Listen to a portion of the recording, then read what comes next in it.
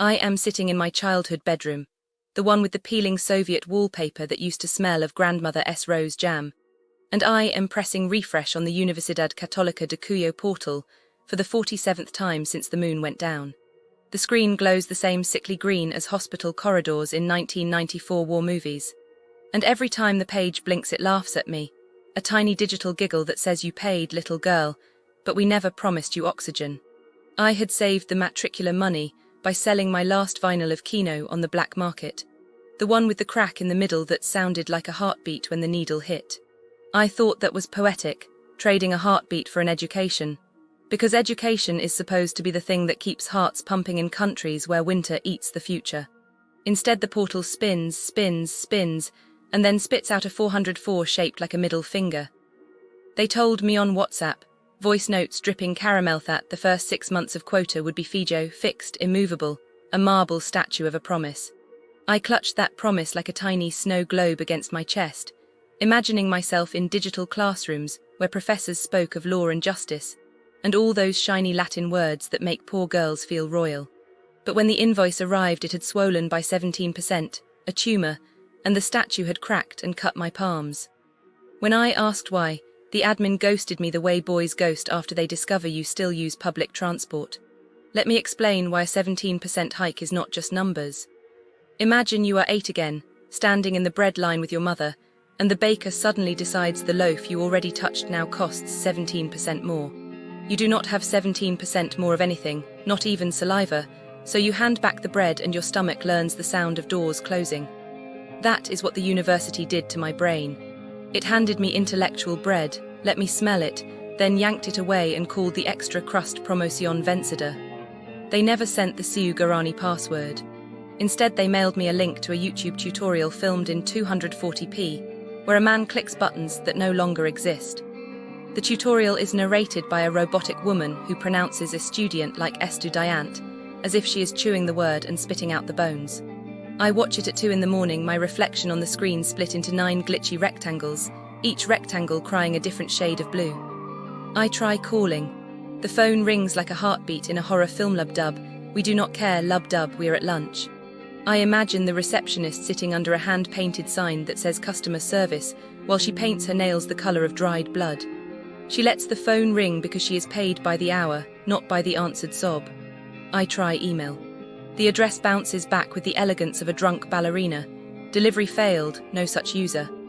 I picture the inbox as an abandoned cathedral where pigeons nest in the altar and the priest left to sell real estate. I am the parishioner kneeling with my confession, I gave you my last ruble. Please let me learn, but the gods have switched to Instagram stories. They promised equivalentias, meaning my Soviet high school medals would count for something. I mailed scanned certificates stained with grandmother S tears, certificates that survived 3 wars and 1 immigration officer who smelled of onions. The admissions officer replied with a thumbs up emoji and then vanished, like a magician who burns the rabbit instead of pulling it out. Weeks later, I discover my credits were tossed into a digital dumpster labeled pendiente, which is Spanish for we forgot you exist. Classes started on the 28th of February. I know because I watched the calendar the way sailors watch storms. I sat at my desk wearing the same black turtleneck I wore the day the embassy denied my visa, hair braided tight enough to hurt, notebook open to a page that saw. Wise introduction to civil law in glitter pen. The professor logged in, said hola, and then the platform crashed, kicking all 70 of us into the void. Here is the businesses near Universidad Católica de Cuyo, a tale of disappointment and unmet expectations.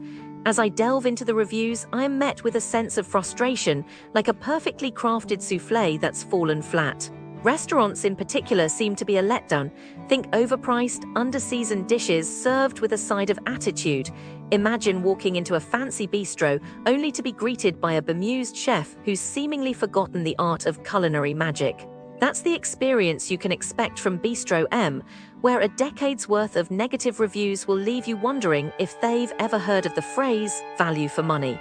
Or take a Barraque de Lara Rogues, where the curator of culinary disappointments has amassed a whopping 10 one-star reviews. It's like they're trying to win an award for most expensive, least impressive dining experience. With dishes that resemble a sad, abandoned fridge, it's a wonder they're still open for business. But alas, the woes don't stop there. Alano Club of Fresno takes the cake for most confounding reviews. It's like trying to decipher a cryptic message from a secret society. Are they a nightclub, a restaurant, a gathering place for the disappointed? One thing's for certain, the food's a letdown and the service, forget about it. And then there's Teresita Speakeasy, where the motto seems to be under-promise and under-deliver. Think long wait times, mediocre drinks, and a general air of disorganization. It's like they're trying to recreate the chaos of a war zone, minus the excitement. So what's the takeaway? Businesses near Universidad Católica de Cuyo seem to be stuck in a rut, churning out subpar experiences for unsuspecting travelers. As I sift through the reviews, I am left with a sense of disappointment, like a once exquisite puzzle with missing pieces. If you're planning a trip to this area, be prepared for a wild ride of mediocrity. But hey, at least the Universidad Católica de Cuyo itself seems like a lovely institution. Perhaps it's the one bright spot in this otherwise underwhelming landscape. In conclusion, caveat emptor, my friends. Approach these businesses with caution, and maybe, just maybe, you'll emerge with a tale of woe to tell, rather than a wallet full of regret. I am looking into crimes near Universidad Católica de Cuyo, to see what kind of trouble tourists might get into if they were not careful. Business near Universidad Católica de Cuyo are often taking advantage of people, and it's really sad. Let me tell you about this one store near Universidad Católica de Cuyo, where they scam people by selling fake event tickets online. Can you believe it? You're already in a foreign country, and then someone takes advantage of you like that. It's just so wrong. My prediction is that the person who got scammed probably felt really upset and frustrated. Their whole trip was ruined because of some fake tickets. And what probably happened to the scammer is that they just got away with it, because they were good at hiding their tracks online. It's just not fair, Business near Universidad Católica de Cuyo are sometimes they were involved in large-scale fraud schemes, and it's wow, how can people be so cruel? I mean, I am not saying everyone is like that, but it's just, there are some bad apples, So my prediction is that the people who got involved in this scheme probably lost a lot of money, and it was really hard for them to get it back. And the scammers, they probably got in trouble with the law, but it's how can you trust people after that? It's just, when you ray in a new place, you want to believe that people are good, and they ray not trying to take advantage of you. But near Universidad Católica de Cuyo, you have to be careful, you can just trust anyone.